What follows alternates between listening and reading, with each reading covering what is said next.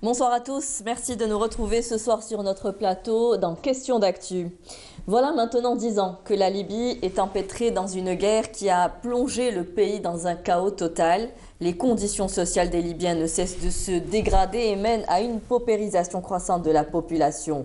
Deux factions rivales se disputent la direction du pays. D'un côté, le gouvernement de l'Est avec des alliés puissants comme la Russie, l'Égypte, la France et de l'autre côté, le gouvernement d'entente nationale soutenu par le Qatar et la Turquie. Après des mois de négociations et d'un important balai diplomatique, une autorité exécutive unifiée en Libye a été élue récemment à Genève, en Suisse, sous l'égide de l'ONU, qui aura pour tâche de réunifier les institutions de l'État et assurer la sécurité jusqu'aux élections prévues en décembre 2021, le 24 plus précisément. Les participants au dialogue interlibyen ont élu Abdelhamid Mohamed Dbeiba, Premier ministre de transition, et son colistier Mohamed Younis Menfi, président du Conseil présidentiel. La tâche de cette nouvelle autorité sera des plus difficiles. Sommes-nous face à une sortie de crise? Les parties prenantes étrangères implantées dans le pays accepteront-elles de se retirer? Quelle lecture faire de tous ces derniers événements? Ce sera le thème de ce soir avec nos invités. Nous accueillons pour cela M. Benjama Benaouamer. Bonsoir. Vous êtes... Pardon? Bonsoir, madame. Bonsoir, merci d'avoir accepté notre invitation. Vous êtes chercheur aux affaires sécuritaires. Et nous avons également avec nous M. Mustafa Zerlech. Bonsoir, vous êtes ancien diplomate. Merci d'être avec nous ce soir. Bonjour, je vous remercie pour l'invitation. Et nous avons depuis Tunis, M.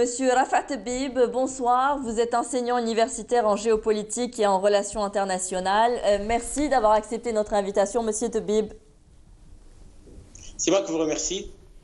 Alors d'abord, messieurs, 10 ans après, le bilan depuis la chute de Muammar Kadhafi, bien sûr, le bilan est lourd, en perte pour la Libye, où tout est à reconstruire, aussi bien sur le plan administratif, institutionnel et politique.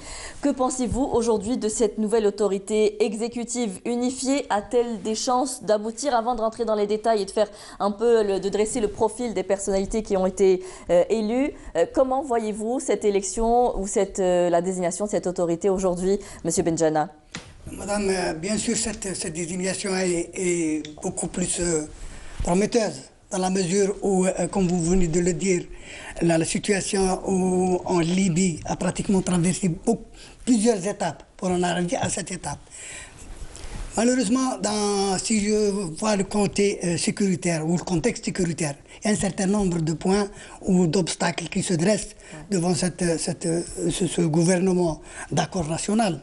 Je crois qu'il a été déjà approuvé par le gouvernement. Le gouvernement d'accord. Il doit être présenté d'abord au Parlement. Au Parlement, absolument. Donc il y a beaucoup d'entraves qui se dressent devant ce gouvernement. Notamment, et surtout que ce gouvernement a été chargé d'un certain nombre de missions, que je dirais des missions difficiles. En commençant par la situation sur le terrain, les deux belligérants qui se disputent le partage de la Libye partent de certains éléments en quelque sorte contradictoires. À l'ouest, vous avez la Turquie et le Qatar qui pratiquement ont une certaine obédience islamique, musulmane. Oui. Le côté est, le Haftar et le reste, tenu par la Russie. Voilà, la Russie également se voit très très mal à l'aise d'avoir à ses côtés une obédience musulmane, par crainte de contagion sur le reste des pays. Ça, c'est d'une part. D'autre part, le démantèlement des milices armées. Ces milices sont composées beaucoup plus de mercenaires étrangers. Et leur désarmement et pratiquement pour les dissoudre, c'est une opération très très difficile. L'unification de l'armée aussi, qui demeure une difficulté. On va rentrer dans les détails avec la réunification de l'armée nationale autour de ce nouveau gouvernement qui devra être présenté au Parlement. Monsieur Mustafa Zerlech, comment voyez-vous aujourd'hui l'élection ou la désignation, comme je le disais, de cette autorité unifiée, exécutive unifiée? Pour Monsieur Benjana, la situation sécuritaire montre qu'il y aura beaucoup de difficultés. Le chemin restera long à faire aujourd'hui. C'est une première étape pour vous?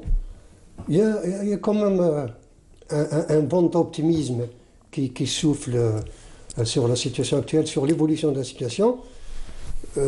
D'abord, on a l'impression qu'il y a une lassitude de part et d'autre des antagonistes libyens, parce que le peuple a trop souffert.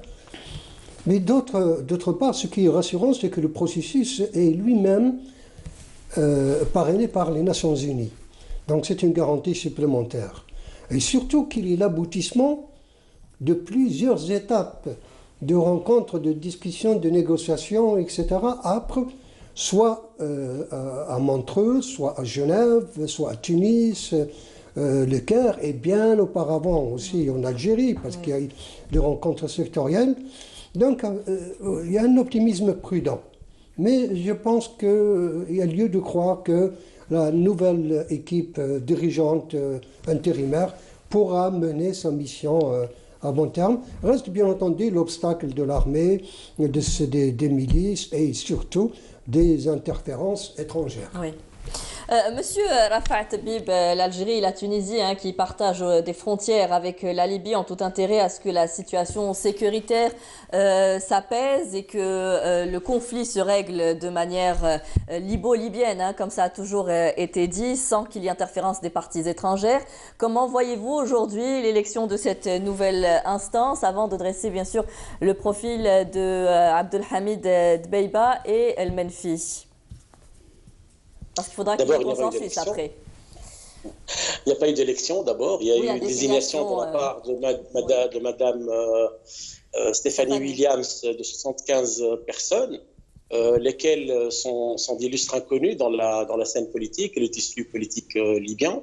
Ces 75 personnalités, il y a énormément d'informations qui circulent. Qui disent qu'il y a eu beaucoup d'argent qui a circulé, ce qui a fait que le vote, à la fin, il a donné cette configuration. Donc, en Libye, on sent qu'il y a eu quand même une certaine manipulation de la part de l'ONU, du processus politique. Et donc, la nouvelle équipe dirigeante en Libye aura d'abord sur affronter le Parlement, ce qui n'est pas une mince affaire, mais surtout, et c'est le plus important, qu'est-ce qu'elle représente du point de vue social, du point de vue milicien. La Libye n'était pas dans une simple anarchie milicienne, c'était une guerre civile, qu'on le veuille ou pas, avec le réveil d'anciennes fragmentations du territoire libyen entre, d'une part, l'Est et l'Ouest, mais aussi le Sud qui s'est retrouvé déchiré entre les deux capitales historiques de la Libye, à savoir Tripoli et Benghazi. Donc, à quoi nous assistons aujourd'hui en Libye? À une certaine imposition aux Libyens d'un commandement politique qui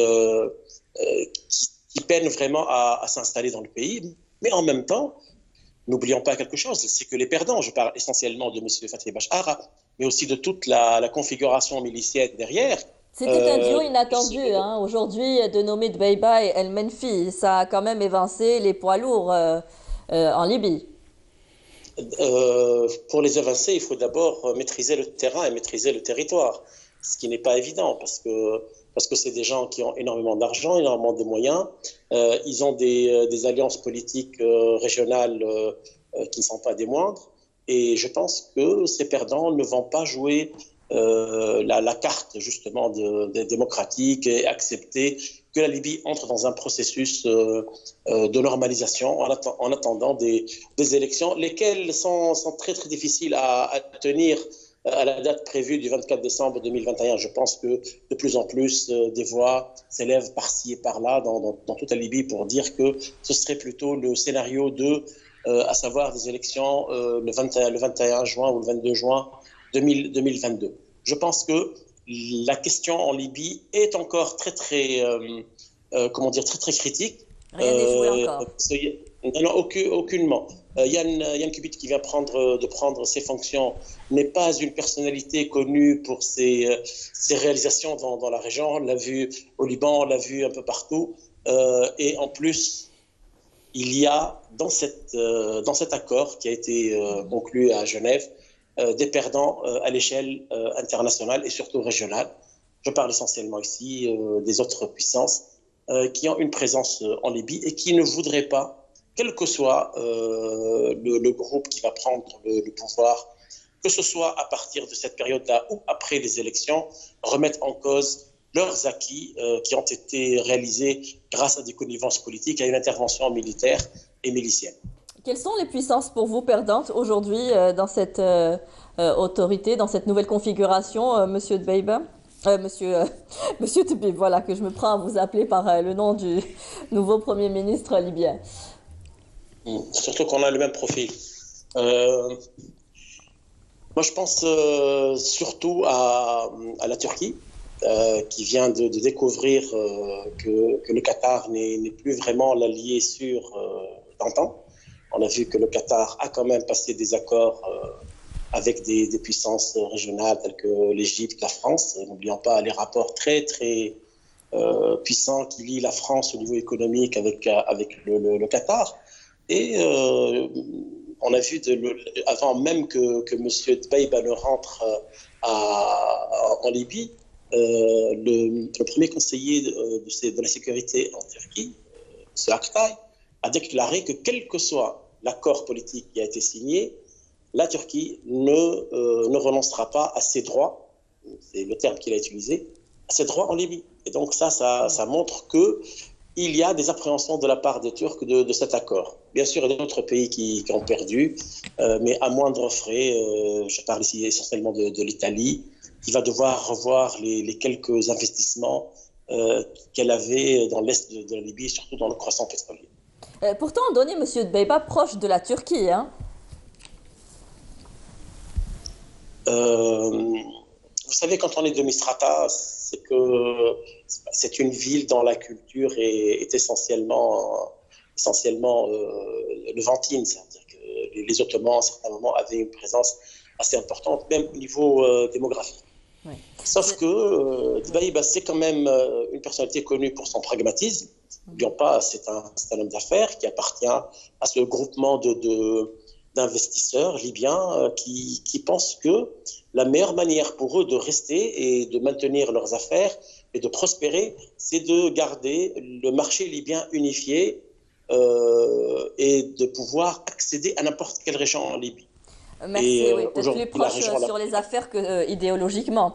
Monsieur Benjana, bien sûr, parce que les Libyens maintenant n'attendent qu'une chose, c'est passer à la reconstruction. Oui, merci Monsieur Tebib. Je vous repose la question, Monsieur Benjana, que sait-on de ces deux hommes, enfin surtout Monsieur Dbeibah, qui devra mener cette transition? Monsieur Dbeibah, je crois qu'il est de Misrata. Oui. C'est un homme d'affaires. C'est un homme d'affaires. Apparemment, c'était un proche de Kadhafi, apparemment. Oui, il a travaillé au temps de Muammar Kadhafi. Donc c'est déjà un point négatif pour la société, pour la société libyenne. Ça c'est d'une part. D'autre part, vous venez de poser la question, quels sont les principaux perdants dans cette affaire? Oui. Moi, à mon sens, madame, les principaux perdants dans cette affaire, beaucoup plus les frères musulmans.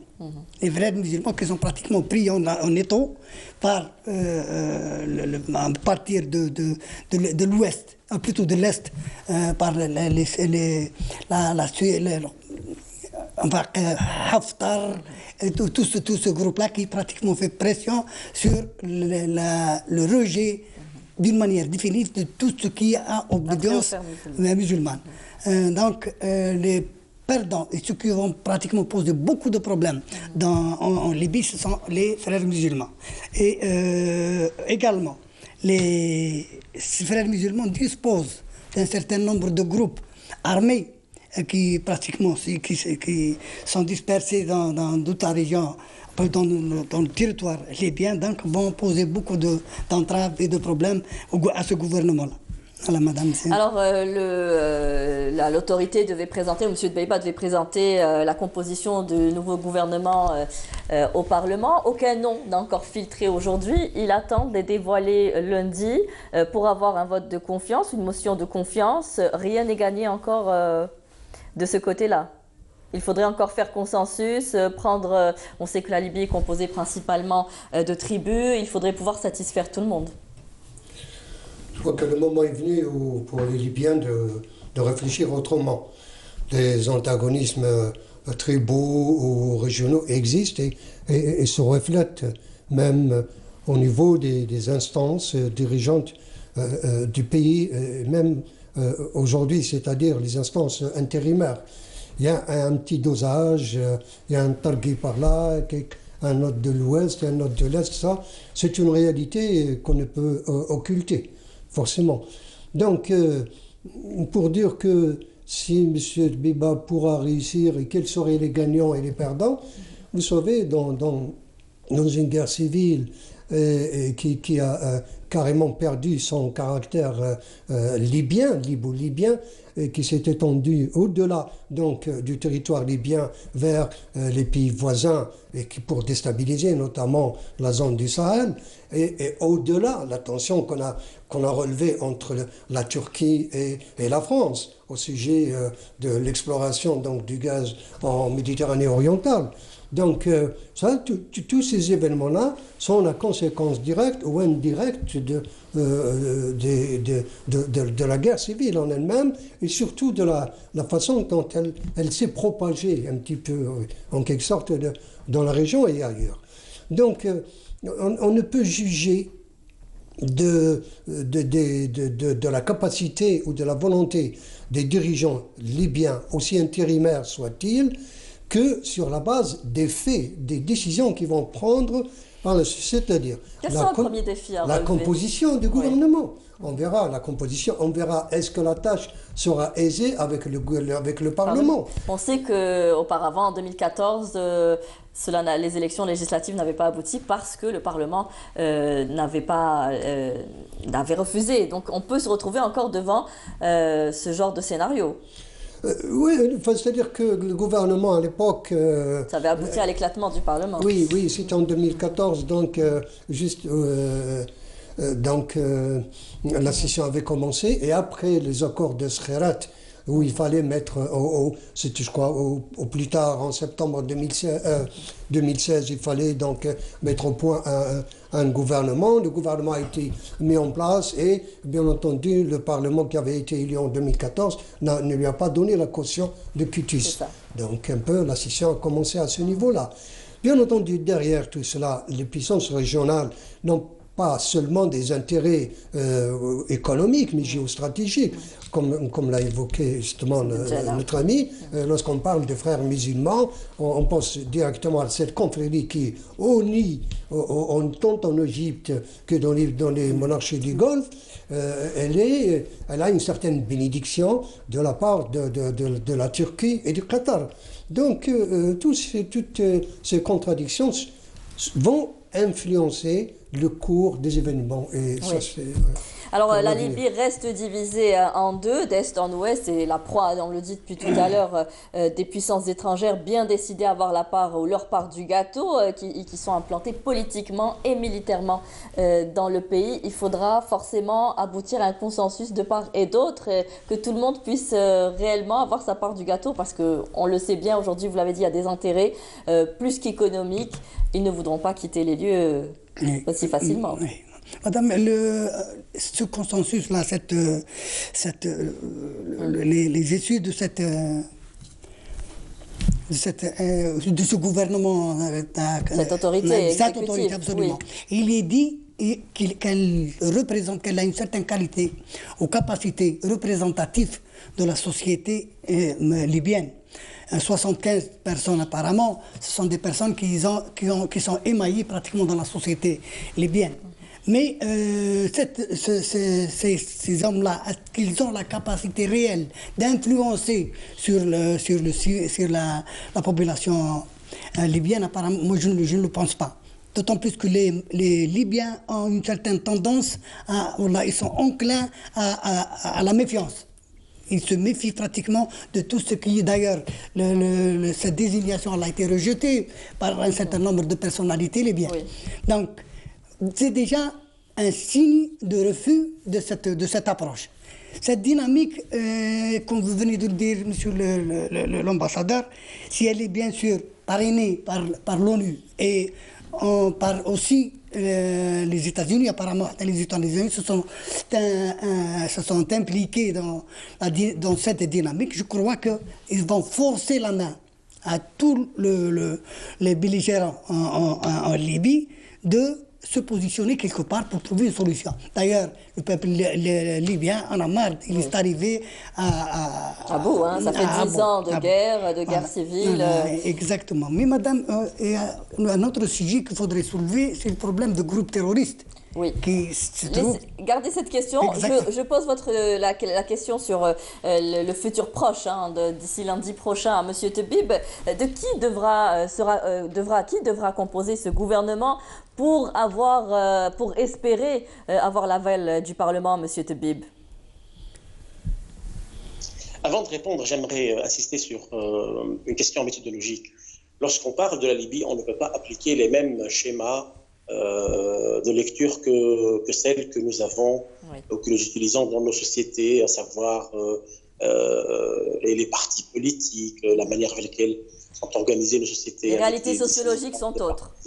Non, c'est très différent. D'ailleurs, quand on parle des frères musulmans qui sont à Misrata, expliquez-moi alors pourquoi il y a ce déchirement aux armes qu'on a, par exemple, entre Fatih Bashar, par exemple, et Sarraj, ou entre Fatih Bashar, par exemple, et les autres groupes à Misrata, et qui sont d'obédience islamiste. Non, les questions sont un peu différentes en Libye, dès qu'il s'agit d'analyser le spectre politique. Maintenant, pour ce qui est de la validation du futur gouvernement, qui n'a pas été encore jusque-là présenté par M. Ahmed Dbeibah. Et on attend justement qu'il donne au moins... Mais il ne veut les dévoiler qu'une fois devant le Parlement. Il garde tout le suspense de ce côté-là. Justement, ce qui n'est pas comment dire, de nature à atténuer les peurs et les appréhensions de beaucoup. Je m'explique. Par exemple, les tribus du Sud, à Seba, qui sont réunies la semaine dernière, ont déclaré, par exemple, qu'ils n'attendaient absolument rien de ce gouvernement. Ce qui a fait que monsieur Mohamed El-Nafi, a réuni son conseil présidentiel pour la première fois dans la ville de Seba, qui est dans la capitale du sud du Fezzan en Libye. Ça veut dire qu'il y a maintenant non seulement des exigences de la part de groupes régionaux, de lobbies tribaux, etc., mais le plus important n'est pas là aussi. Le plus important, c'est qu'à l'intérieur même des régions et des groupes et même des confédérations tribales, il y a une véritable scission. Ça veut dire que maintenant, il y a par exemple à Misrata une scission entre Dbeibah par exemple et ce qu'il représente comme des affaires, comme entrepreneur, comme promoteur, etc., avec le groupe des miliciens. Dans la Cyrénaïque, par exemple, à l'est, il y a une différence que l'on connaît, elle est historique, entre ceux du littoral et ceux qui sont de l'intérieur, du Jbal al-Akhdar. De même, à Tripoli, il y a une véritable fragmentation du champ politique. Donc, tout ce beau monde aimerait se retrouver dans ce gouvernement et parvenir à avoir accès aux ressources. Parce que c'est quoi le problème essentiel en Libye? Il n'est pas idéologique. C'est le partage des ressources. Le problème en Libye, c'est comment accéder au partage des ressources dans une société qui est rentière. Oui. N'oublions pas, on ne parle pas d'une société qui est agricole ou une société qui est productrice. On parle d'une société dont 95% des ressources proviennent du pétrole. Or, ce pétrole, c'est ça ce qu'on ne dit pas malheureusement, ce pétrole-là se trouve dans deux régions. Le croissant pétrolier, qui est entre Ajdeb et Ras Lanouf, c'est-à-dire dans le croissant pétrolier qui est à l'est, et dans une région du sud, dans la région de Oubar. Tout le reste de la Libye n'a ni eau, ni pétrole. Et donc, la région où il y a à peu près 10% seulement des Libyens, on a 90% des richesses. Et 90% de la population vit dans le reste de la Libye, où il n'y a pratiquement aucune autre ressource. Donc, le problème, c'est de se mettre d'accord sur le partage des ressources entre les Libyens. Il y aura quoi? Voilà. Oui, alors vous vouliez intervenir sur la question des groupes terroristes, Monsieur Benjana. Ah oui, madame, pratiquement les groupes terroristes qui se trouvent au niveau de la Libye sont connus.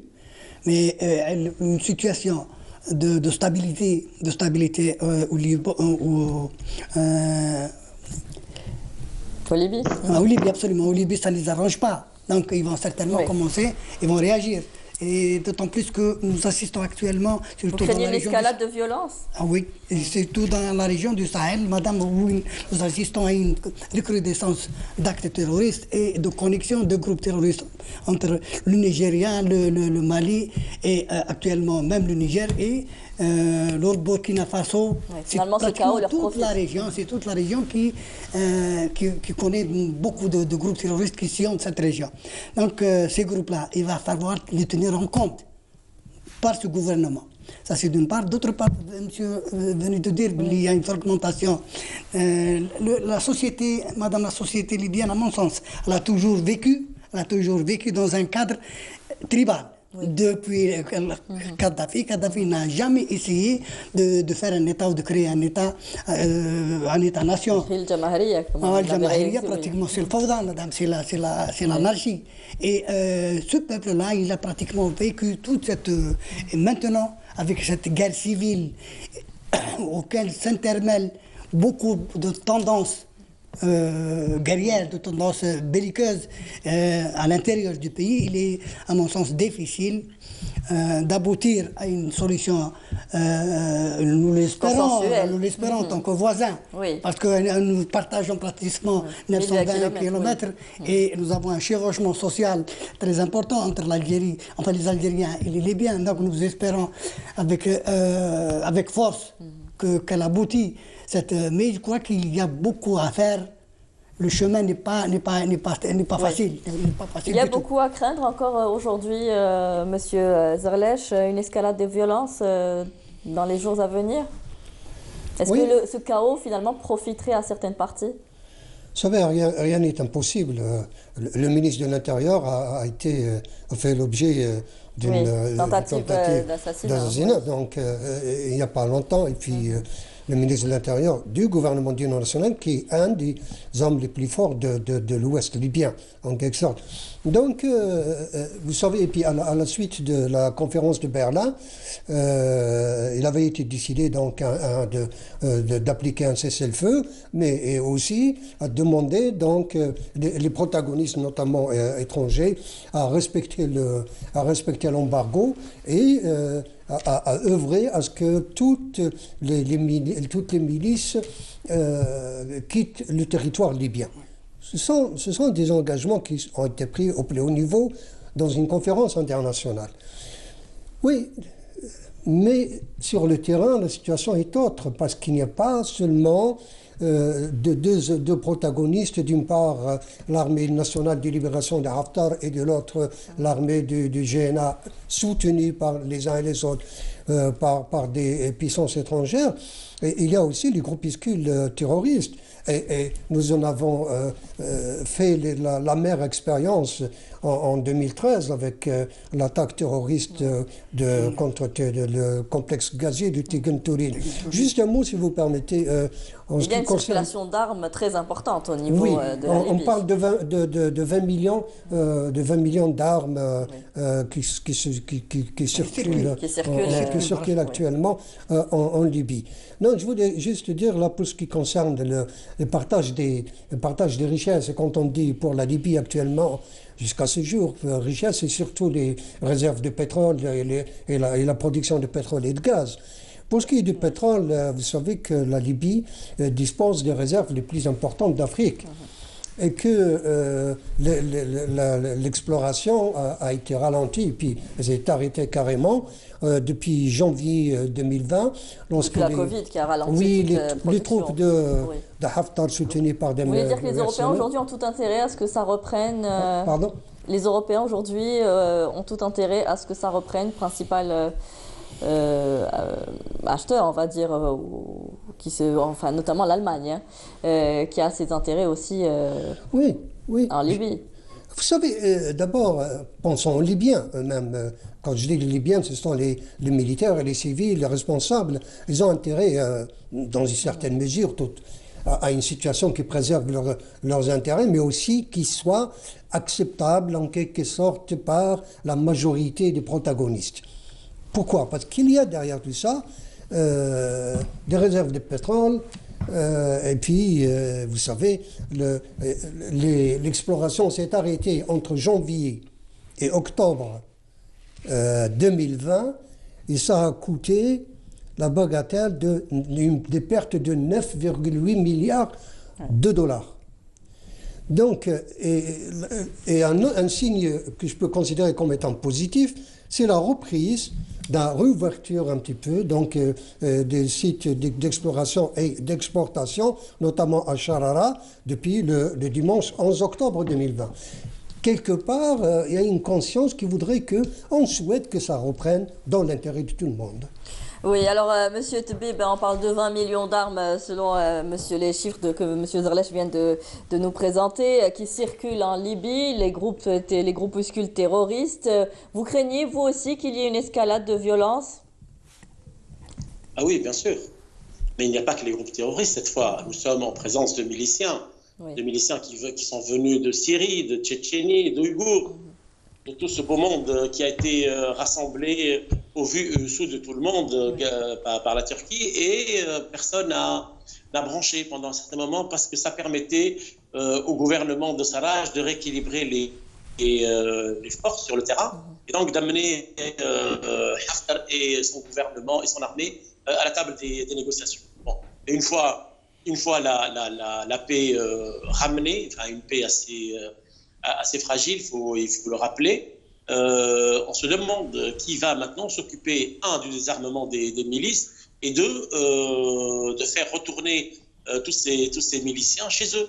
Déjà, les combattants étrangers avaient 3 mois pour quitter le pays depuis le cessez-le-feu en octobre, chose qui n'a pas été faite. Non, et ça ne va jamais être respecté. Je vais vous dire maintenant, je pense qu'ils pensent que le Maghreb va être encore une fois la zone où ils vont pouvoir rassembler toutes leurs milices et leurs armées dont ils auront besoin dans d'autres conflits peut-être. Et nous ne sommes pas très loin justement de ces conflits qui voudraient attaquer notre souveraineté nationale et surtout démembrer nos territoires nationaux. Ça, ce sont des politiques qui ont été tracées à très haut niveau dans certains pays, par certains think tanks. Et personnellement, je pense que cette affaire de miliciens et de mercenaires qui sont venus de Syrie va être la question la plus importante pour notre sécurité nationale, aussi bien en Tunisie qu'en Algérie, et aussi dans le Sahara Sahel. Parce que vous savez, ces dynamiques de guerre dans une configuration mondialisée, vous ne pouvez pas être certain de pouvoir cerner une guerre sur un territoire. Ce qui s'est passé en Libye, on l'oublie, en 2011, lorsqu'il y a eu les bombardements massifs de la part de la France et des forces de l'OTAN, quelques mois après, il y a eu la déclaration de la guerre dans le nord du Mali, par les mêmes acteurs qui étaient en Libye et qui ont été chassés du sud de la Libye. Je parle ici essentiellement des Marawis qui étaient à Oubari et qui ont été chassés par les Français et qui ont pris le chemin et sont rentrés dans le territoire de ce qu'on appelle l'Azawa. Donc, je pense qu'après l'effondrement du projet états-unien et de l'OTAN en Syrie, on a vu la Syrie est en train de se redresser maintenant, de récupérer tous les territoires qui étaient entre les mains des terroristes. Je pense que maintenant le projet va être plutôt dans le Maghreb. Et on va devoir faire très attention parce que ces gens-là ne sont pas à l'est de la Libye. Ils ne sont pas dans le sud. Ils sont essentiellement dans cette région qui s'étend pratiquement du sud de Tripoli, ça veut dire de la région de l'Egdali, jusqu'à l'Ahmed al-Hamra, jusqu'à ce triangle frontalier autour d'Ordems, là où les frontières de la Tunisie, de l'Algérie et de la Libye se rencontrent, dans une zone qui est extrêmement difficile d'accès et surtout dans laquelle les terroristes sont implantés depuis assez longtemps et ont pu tisser des liens sociaux avec les tribus locales. Finalement, on dit que la Libye est devenue une position stratégique, mais pas que, c'est tout le Maghreb, et c'est parti pour le demeurer encore longtemps. Ah oui, madame, et je crois que la Libye, il faut la replacer dans le cadre sous-régional, qui est pratiquement le Sahel, et sur le plan international. Sur le plan sous-régional, cette région, c'est une plaque actuellement où nous assistons à toutes les menaces. Le trafic d'armes, le trafic de la drogue, le terrorisme, le crime organisé, pratiquement tous les fléaux se trouvent dans cette région. Ça, c'est d'une part. Sur le plan international, nous avons une ingérence assez forte de la Turquie, du Qatar, de la Turquie par sa puissance militaire, le Qatar par sa puissance financière. De l'autre côté, nous avons l'Égypte, nous avons la Russie, et nous avons aussi les Émirats arabes. Donc ce sont pratiquement deux forces qui s'opposent dans cet espace géopolitique vacant. Ouais. C'est un espace géopolitique vacant, il n'y a pas d'État, les frontières sont pratiquement ouvertes, il n'y a aucune surveillance des territoires. Le passage est libre dans toute cette région qui pratiquement les frontières, il y a 7000 et quelques kilomètres de frontières, en plus de la côte. C'est tout un espace géostratégique et géopolitique très très pesant pour la région, pour la Tunisie, pour l'Algérie. Pour le Mali, on l'a constaté, madame. Le rôle des pays voisins sera essentiel. Madame ? Le rôle des pays voisins sera essentiel. On sait que les positions d'Algérie et de la Tunisie sont communes concernant le dossier libyen, puisqu'ils n'ont pas d'autre intérêt que celui de la stabilité du pays et le respect de son intégrité territoriale par rapport aux autres pays qui, eux, ont des intérêts économiques. Vous savez, madame, l'Algérie, c'est un pays très, très important pour la Libye et même pour toute la sous-région. Malheureusement, l'Algérie, elle a été toujours écartée, elle a été toujours en quelque sorte freinée. L'intervention ou dans ces affaires-là, elle était toujours mise à l'écart. Depuis 2011 jusqu'à l'heure actuelle, à chaque fois, l'Algérie, elle a été pratiquement éliminée, elle a été toujours effacée pour pouvoir aider les Libyens. Alors que la Libye, les Libyens écouteraient beaucoup plus les Algériens que d'autres pays, parce que nous avons une politique extérieure que monsieur l'ambassadeur peut nous expliquer. C'est une politique extérieure qui est neutre, qui n'a pas d'autre intérêt que la stabilité de la Libye, qui a toujours prôné un règlement du conflit libo-libyen. Il en a ingérence dans les affaires intérieures des pays voisins. Alors, règlement d'un conflit libo-libyen, je ne sais pas si on y est encore, mais quel sera le rôle que devra jouer les pays voisins aujourd'hui, puisqu'elles ont leurs frontières je parle de l'Algérie et de la Tunisie, qui sont confrontées à ce conflit, à cette montée de groupuscules et de terroristes et cette circulation d'armes importante. Effectivement, il y a eu des réunions des pays du voisinage. Et l'une des plus, je crois la dernière, elle s'est tenue à Alger. Et elle a regroupé en plus donc du ministre des Affaires étrangères algérien évidemment, le Tunisien et bien entendu le représentant du Mali et du Tchad. Celui du Niger, je pense qu'il n'a pas été représenté. Donc, cette démarche collective s'agissant de la région, et l'Égypte parle. Donc, s'agissant de la région, elle a été initiée depuis quand même un certain temps, depuis que les choses ont commencé à prendre de l'ampleur en Libye. Malheureusement, ce que l'on constate, c'est qu'un des pays voisins a fait cavalier seul en termes d'initiative, de contact, et même est allé jusqu'à envoyer son aviation bombarder la zone frontalière.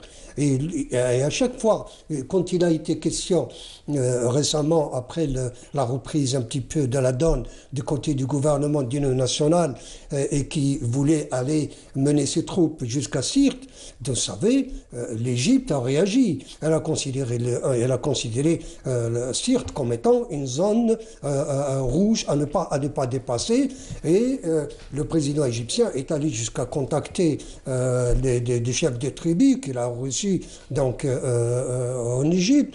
Et à chaque fois, on constate donc qu'une initiative collective, pas parrainée, mais à l'initiative de l'Algérie, et qui a rassemblé le maximum de pays voisins, elle aurait pu aboutir, mais malheureusement, les participants, en quelque sorte, avaient d'autres visions, avaient d'autres visées que de rester dans cet espace clos des 5 pays voisins de la Libye. Monsieur Tebbi, vous pensez que les pays voisins peuvent jouer un rôle stabilisateur auprès des acteurs libyens, à l'inverse des ingérences des puissances étrangères ? Nous parlons de 6 pays qui ont des frontières terrestres avec la Libye. Et 2 pays qui sont très très proches de la Libye au niveau maritime. Donc dans ces pays, il y a des pays souverains, tels que par exemple l'Algérie, la Tunisie, l'Égypte. Mais bon, les autres, la question est beaucoup plus prête à critique. Donc s'il y a un accord entre la Tunisie et l'Algérie pour entamer une médiation, parce que je pense que dans les prochains jours, il va y avoir un problème tant au niveau de l'adoption du nouveau gouvernement que pour la réunification par le biais de la commission 5+5 qui est consacrée plutôt aux affaires militaires et sécuritaires. Je pense que la Tunisie et l'Algérie ont un rôle à jouer. Mais je suis d'accord, tout à fait d'accord, avec ce que vient de dire votre... César Lèche, votre invité, oui. Oui, votre invité, qui a dit que oui, il y a un pays dans le Maghreb qui est en train de faire cavalier seul, et pas seulement cavalier seul, parce que ça c'est un euphémisme. Il le fait avec la bénédiction et l'appui de certaines puissances qui voudraient maintenant interférer dans la question libyenne. Je parle essentiellement d'Israël, je parle de la Grande-Bretagne et tous ces pays qui ont trouvé dans le voisin maghrébin, malheureusement, une force susceptible de présenter les accords ou les pourparlers sous un prisme qui permettent les interventions étrangères et surtout que l'affaire libyenne ne reste pas une affaire propre entre les Libyens. Ça veut dire que le jour où on a vu quand même les Américains mettre un peu de bémol dans leur politique libyenne, parce qu'on a vu que la France, par le biais du Covid, etc., s'est un peu retirée du dossier libyen, que certains pays arabes ont commencé à bouger parce qu'ils ont les moyens de le faire. On a vu que ce voisin maghrébin a commencé à prendre des initiatives, non pas en son nom, parce qu'il n'a strictement aucun poids en Libye, mais au nom d'autres pays, d'autres puissances, lesquelles ne peuvent pas agir de manière directe. En plus, on a vu qu'il a commencé à recueillir quand même certains fruits, certains cadeaux pour cette politique interventionniste en Libye. Moi, la chose sur laquelle j'aimerais insister, c'est qu'il y a maintenant 2 dynamiques en Libye. Il y a une dynamique guerrière intérieure, etc. Et là, les milices qui ont peur d'être désarmées vont commencer à bouger. Et on l'a vu dernièrement avec les mouvements de l'UE Soumoud, par exemple, à Tripoli. On l'a vu dans les petites escarmouches qu'il y a eu entre les milices de Zaouia et les milices de Tripoli. C'est ce qui a fait un peu bouger aujourd'hui, Monsieur Tebbi, est-ce que c'est ce qui a fait un peu bouger aujourd'hui la communauté internationale, c'est que finalement le pouvoir leur échappe des mains et que ces milices ou ces lobbies, ces nouveaux lobbies soient moins coopératifs que ceux qui sont déjà sur place? Je pense que oui, la préoccupation sécuritaire est très importante. Mais la préoccupation la plus importante pour les Européens aujourd'hui, disons-le et soyons clairs sur cette affaire, c'est que l'Europe a besoin de la reconstruction en Libye aujourd'hui et maintenant. La reconstruction, c'est beaucoup plus important. Je veux dire pourquoi. La relance de l'économie européenne a besoin de 700 250 milliards de dollars. Vous savez, la reconstruction en Libye, les projets de reconstruction en Libye, c'est 250 milliards de dollars, c'est presque le tiers, madame. Et donc, c'est de l'argent frais. Et cet argent-là, il existe. Ce n'est pas de l'argent que les Libyens vont devoir emprunter à des banques. C'est de l'argent qui est gelé. Ce sont les avoirs gelés de la Libye, essentiellement dans les banques étrangères. Et en plus, il y a des blocs d'exploitation qui vont être ouverts par la Libye, surtout dans la région centrale et la région sud. Donc l'Europe est très intéressée par la question de la reconstruction. Surtout que, et ça c'est une question fondamentale que nous, Maghrébins, on devrait vraiment analyser pour pouvoir comprendre les stratégies des Européens. Vous savez, les Européens, quand ils mettent la carte libyenne pour l'étudier, ils disent la Libye utile et la Libye inutile. La Libye utile, c'est là où il y a du pétrole, c'est là où il y a le gaz, c'est là où il y a les exploitations, c'est là où il y a les ports. C'est là où il y a les compagnies étrangères. La Libye inutile, c'est le reste. Oui. Voilà. Donc, s'il y a une guerre civile larvée qui va rester dans les régions inutiles pour la Libye, soyez certaine, madame, personne ne va s'en occuper. Personne ne va essayer vraiment à conduire une action massive pour pouvoir arrêter ce conflit. Par contre, dans les régions qui intéressent les Européens, à savoir les grandes villes, le poisson pétrolier, le sud, là, il va y avoir une intervention très, très massive de la part des Occidentaux afin d'entamer le processus de reconstruction. Et on l'a remarqué dernièrement, par exemple, les Européens ont beaucoup insisté, et même du temps de la représentante de l'ONU en Libye, Mme Stéphanie Williams, le dernier jour des pourparlers à Tunis, le lendemain, lorsque les pourparlers n'ont pas donné lieu au vote d'un nouveau gouvernement ou d'un nouveau conseil présidentiel, elle a pris l'avion, elle n'est pas allée à Tripoli, elle n'est pas allée à Benghazi, elle n'est allée nulle part, elle est allée à Ras Lanouf pour dire que voilà, à partir d'aujourd'hui, on va recommencer, on va redémarrer l'exportation du pétrole avec une moyenne de 1,4 million de barils jour. Voilà ce qui importe. Finalement, tout tourne autour de cela. Hein. C'est cette crainte de l'effondrement dramatique. Il ne faut pas se faire d'illusions. Et tous les autres dossiers qui viennent se greffer, ça veut dire que ce soit des dossiers qui sont en rapport avec la question de la migration clandestine, par exemple, qui sont en rapport avec la question de ce qu'on appelle l'hybridation des menaces, dont votre invité a parlé tout à l'heure, l'hybridation des menaces, que ce soit les trafics illicites ou le terrorisme, etc.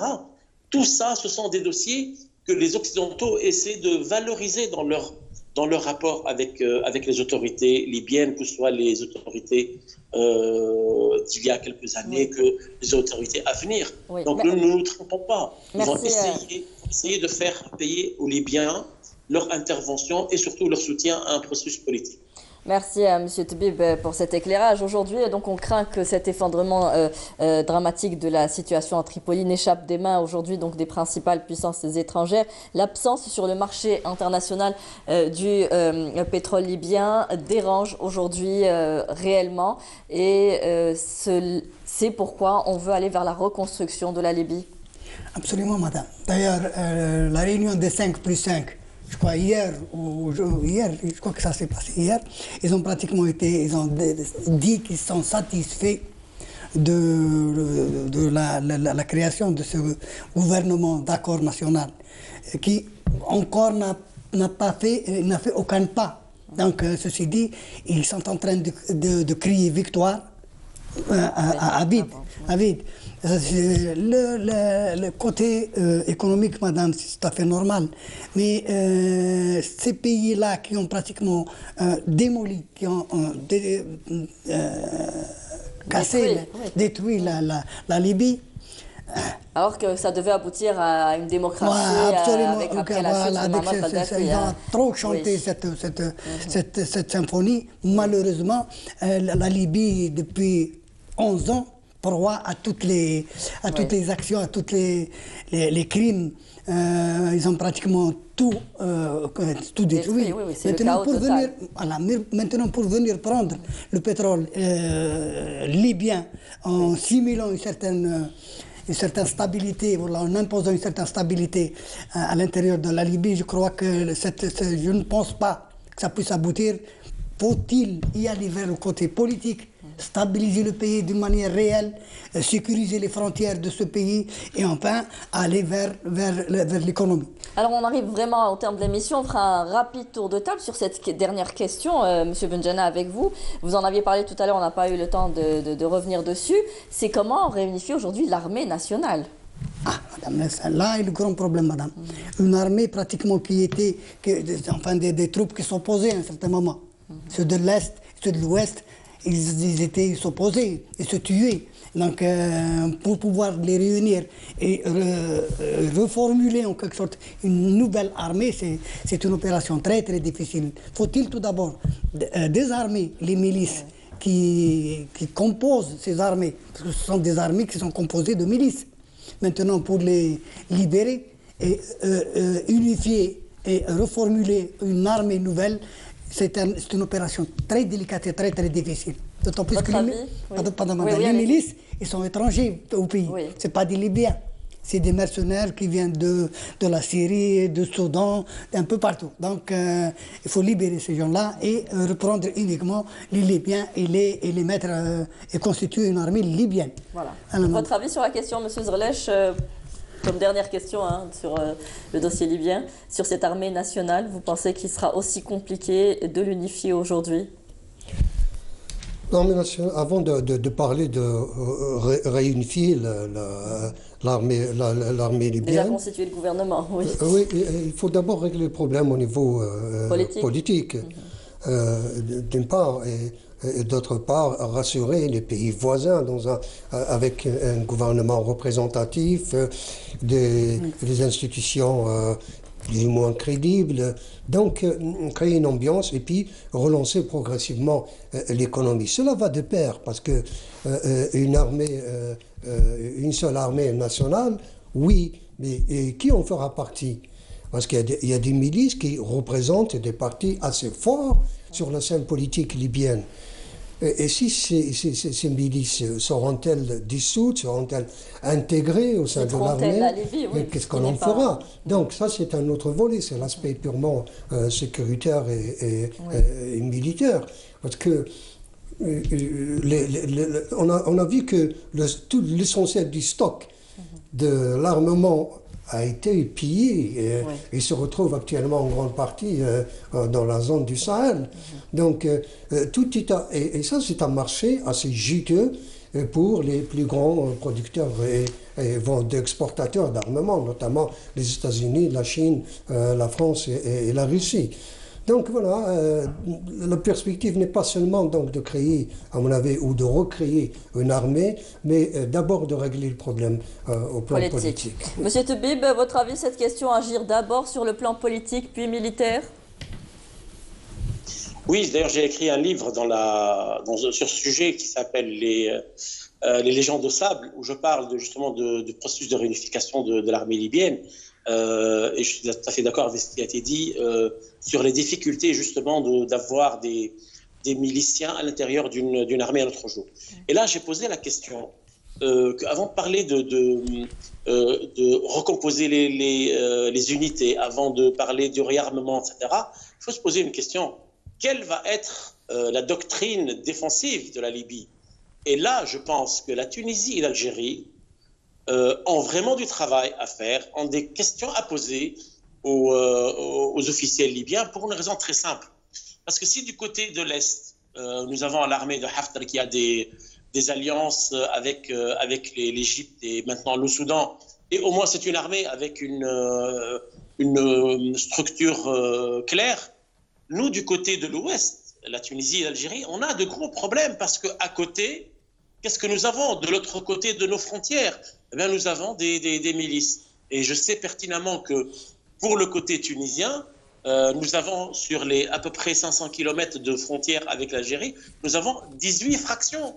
Ça veut dire que nous avons 18 milices de l'autre côté de la frontière avec lesquelles il va falloir organiser la gestion de la bande frontalière.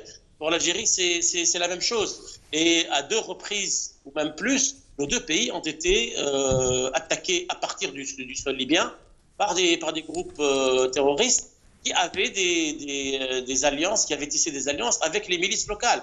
Donc, l'arrivée de l'armée à nos frontières est une exigence de premier plan pour nous. On a la Tunisie et l'Algérie.